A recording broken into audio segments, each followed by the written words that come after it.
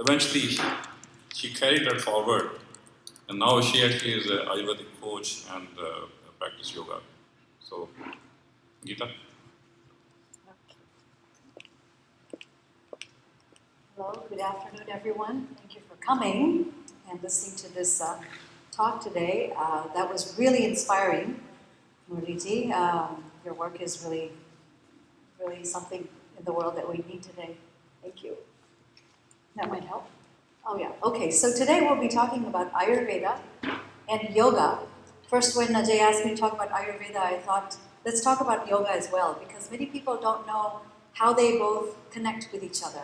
And it's interesting. It's interesting, and I think you'll find it that maybe something you can take away from today in learning about it, because it gives you infinite possibilities to create whatever you want. There are no boundaries when it comes to who you are and your possibilities that you can create. So a little bit about me. I came to the work of Ayurveda because I was in the corporate world. I was 27 at the time, had a really successful career and climbing the corporate ladder, doing great, got my MBA, and I was just ready to roll. I was a professional Kathak dancer, which is a North Indian classical dance, and I was dancing for 12 years, and I was on my way to a great life. And I'd gone to India to visit my spiritual master. I came back, and I started getting sick.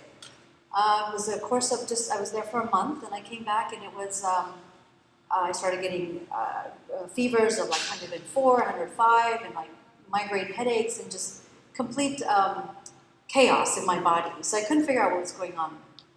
Continued on for about 3 months, and over the course of 3 months, my body started to really shut down.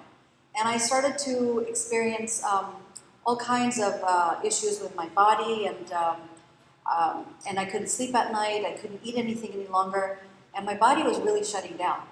And so every time I went to the doctor, I went to Stanford, I went to just the best doctors I could find, and the only answers I would get is I would get 5 more prescription drugs assigned to me, and it was a way of, nobody really knew what was going on with me. And I was kind of like a rebellious personality at that time. You know, I was younger, I was on fire, I was ready to, take on the world. And so my question to the doctors was, where did this start in my body? And none of them would tell me where it really started or what the process was, but it was like more medication to find out what can happen if you take these medications. Like, so my food can digest, because by the end of 3 months I couldn't eat anything anymore. And as my body was continuing to shut down, I was diagnosed with lupus, meningitis, every autoimmune disease that existed, I had.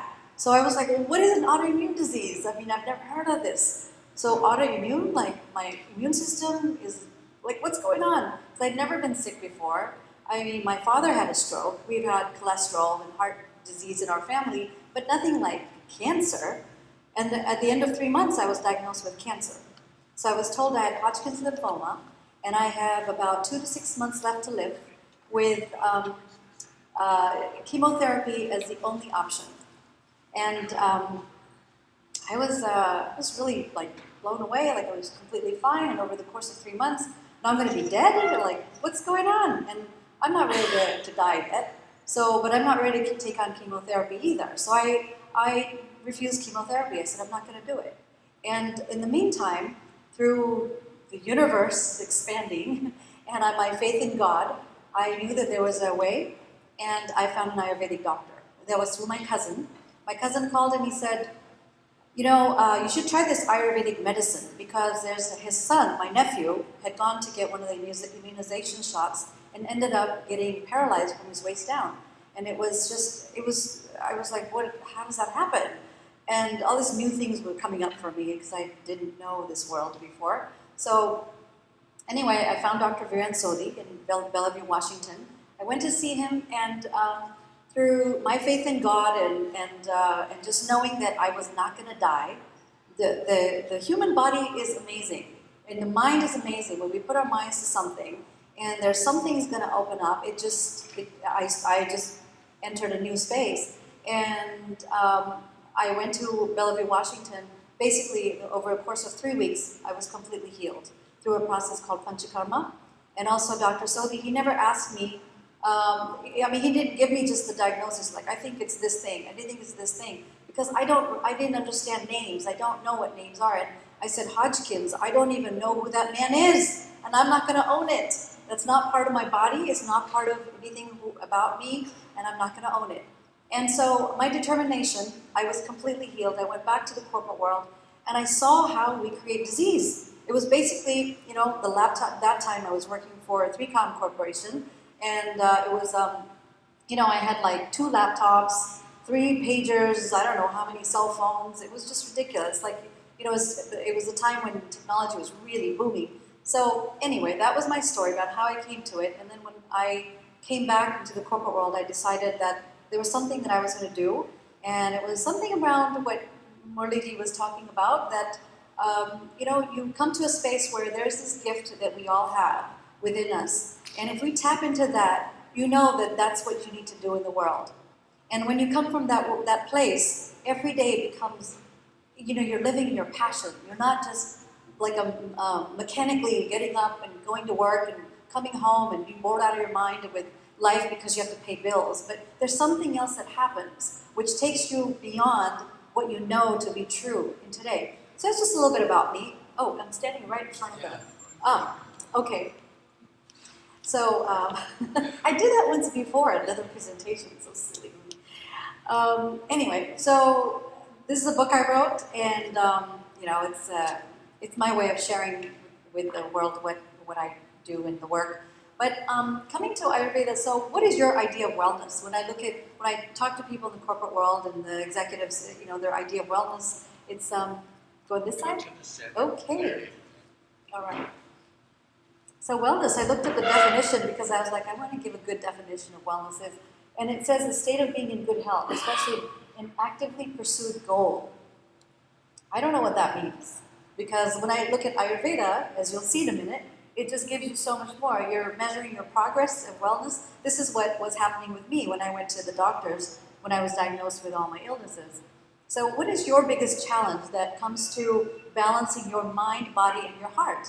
If you think about it, what is your biggest challenge with that? What is your legacy and your genius you came to what's your contribution on the planet? What did you come here to do? There's some purpose we all have.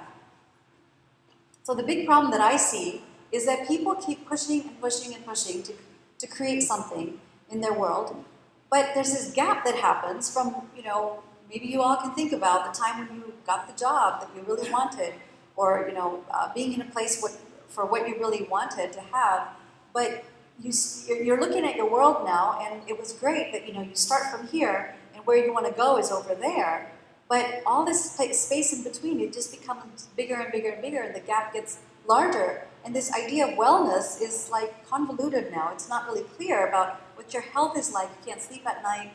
Even when you get success, I've had executives who I've worked with, and they get so much success, but now they've got irritable bowel syndrome. Every time something happens emotionally, they have to run to the bathroom. And that's not the way to live a successful life. It's like the idea of success is something that we look at. And the issues that most people come up with are these right here: stress, exhaustion, fatigue, insomnia, weight management, anxiety, and depression. These are the big ones that people are facing today. And Ayurveda has ways of helping you with that. Modern medicine, when you even look at the food pyramid, you're looking at the carbs, the proteins, and things that you can measure or weigh and see. And neuroscience is one of those areas that's now making connections between what Ayurveda had given way back over 5,000 years ago and to today. So modern medicine is more focused on what the physical is, the brain, the body, and what test results you get.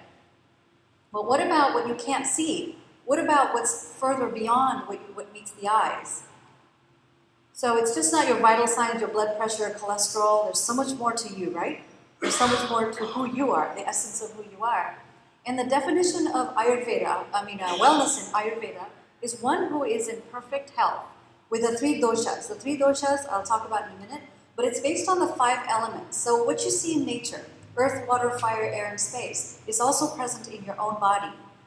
Your own material makeup of this physical body has all those components in it, And when that's in balance with your digestive fire. Your digestive fire is one that is like the Agni, we call it in Ayurveda, which is your ability to digest thoughts, words, emotions, everything. And your body is able to eliminate toxins as well. And there's 3 ways of elimination according to Ayurveda, which is bowel movements, urination, and sweating. So if you're not sweating, which most people don't, you're not eliminating a lot of the things out of the lymphatic system.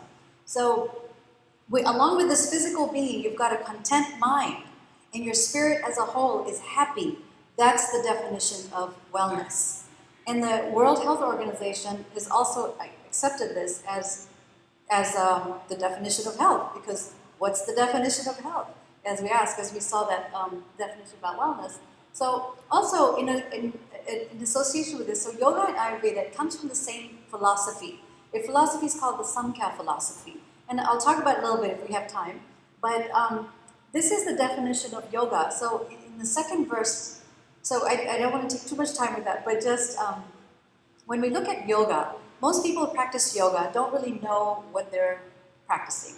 Because the essence of yoga is the second sutra in the Patanjali Sutras. And Patanjali is a sage who basically, about 2,300 years ago, he compiled all the different schools of yoga, and he brought it together and he wrote these verses, 195 verses out, and it talked about what is yoga. And the second verse is Yogas Chitta Vritti Nirodha. And it tells you exactly what yoga is. Basically, it means that when your thoughts, your body, your breath, your mind is all aligned, that's when yoga begins. And the verse before this is Atha Yoga Anushasanam. So that means that now yoga begins. Just like when you come to work in the morning, you know at the time when you sit down at your desk, there's a particular time when you are actually now actively working. The same way, when you're doing yoga, you are now getting to the space inside yourself. You're now connecting to yourself, which is the space that says, now I am beginning to control, letting go of all the thoughts, not having any thoughts in my mind, because that's the space that you create you're tapping into your higher self, and you start creating now. Because when it's busy with all the experiences and your past beliefs and all the garbage and nonsense of the day, there's no way that you can create what's next. So just a little bit about how yoga and Ayurveda they come together. And the holistic wellness yoga is all about, it's basically a theory of, which I'll go into a little bit more, but it's about the 5 elements, how it relates to this body, and what you put inside this body allows you to be. So this physical body is a vessel that you live in. Your spirit lives in this body. So it's like, looking at that, and yoga is the practical application that allows you to go beyond that with these ancient codes of living. So going beyond what meets the eye eyes are what we're talking about today. So Ayurveda is not a detox plan. Usually when I talk about Ayurveda, then people think it's eating Indian food or eating turmeric, or people say, yeah, I know about it, or it's home remedies. It's so much more than that, because it's all about looking. There's a whole science behind it. The word Ayurveda, Ayu means life, and Veda means wisdom. So it's a science of life. It gives you all the tools and techniques you need to live a healthy and balanced life. So this picture you see is Shirodhara. Shirodhara is the oil that's poured on the forehead, and this is a 5,000-year-old technology that even technology today is not able to go in and do something to the pituitary gland and the hypothalamus in the brain. But this treatment, by relaxing the frontal lobe of the brain, which is responsible for your higher thinking, your reasoning, how you make decisions in the day, your stress level, all of those things, this oil, when it starts to move around the frontal part of your forehead, there are a lot of different marma points, we call energy points in that space. So it starts to release that, and your nervous system relaxes. When your nervous system relaxes, then you're able to, go back into that space of letting go. So there's so much more about that. So it's the mother of all medicine. It balances your physical, mental, and emotional self. So anxiety is one of those things that's really big now. When we go around a room, it's like 90% of the room, they've got some form of anxiety. And what it basically is there's the 5 directions of wind. We call it, when we look at earth, water, fire, air, and space, this is an example of what air and space is. So what is the difference between air and space? Anybody?